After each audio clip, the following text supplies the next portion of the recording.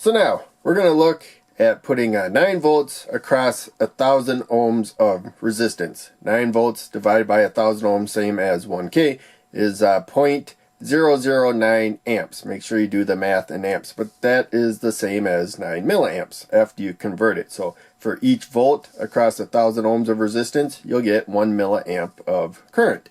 So that's pretty simple. Now, we got that 9 volts across there, 0.009 amps of current. When it comes to the heat that is created, you multiply those two numbers together and you get 0.081 watts of power.